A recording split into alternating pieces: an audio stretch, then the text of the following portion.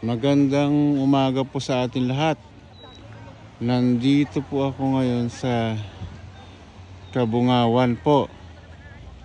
Dito po ako pinanganak at dito ako lumaki. Gusto ko lang i-share sa inyo tong lugar po namin. Tignan nyo po. Low tide po ngayon. Ayan, low tide po. Napakaganda po rito. Promise. Yan. Mga turista po itong mga to, kinukuha lang po sila. Madaming tao, kanya-kanyang pwesto po.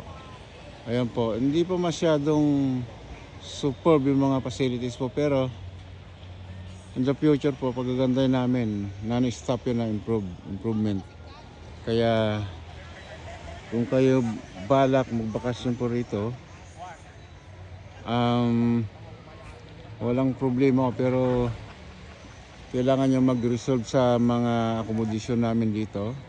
Hindi lang kami, may mga kapitbahay din dito, may mga accommodation na pwedeng rintahan po. Yun po, tingnan nyo po, ang daming tao, ang daming mga isda, nakaabang po sila rito. Nagtitindaw sila ng mga isda, mga pusit, barangan, kung ano nung klaseng isda po. Napakaganda. Ayan po ang 360, kinukuha lang po. Bangka ng mga taga-Kabungawan po. Hindi lang basta ano ito, chimisis ito. Nay, kaway ka na, kaway lang yan. Ayan. Tignan niyo po yung lagas-gas ng dagat po rito. Ibang klase po, di ba? I-close up po para sa inyo po, ha. Ayan po. Tingnan po to. Tignan niyo po. Sobrang ganda po rito. Ayan, oh.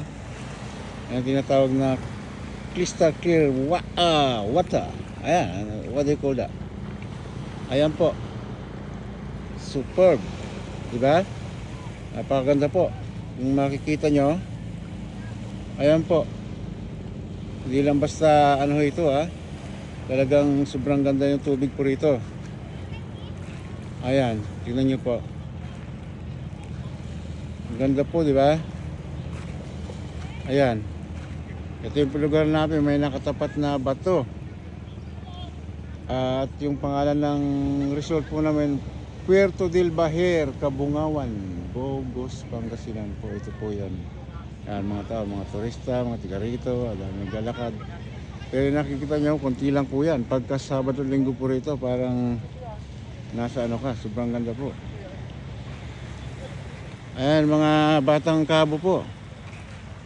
Kung sila, naubos na mga isda nila eh. Nabili na lahat. O, may bagong dumaong po. Ayan. Sign up muna po kasi tignan natin kung may isda tayo mabibili. Chill!